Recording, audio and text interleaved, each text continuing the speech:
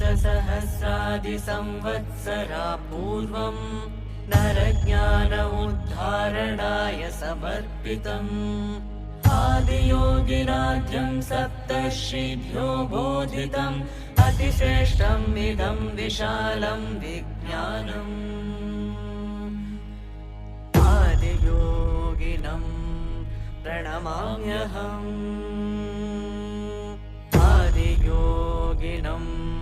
प्रणमाम्यहम्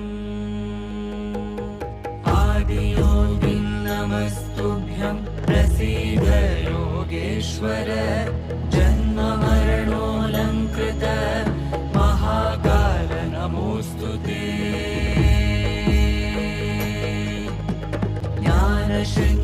ज्ञानशृङ्गवृषारूढं प्रचण्डं विश्वेश्वरं जटाजूटं भस्माङ्गं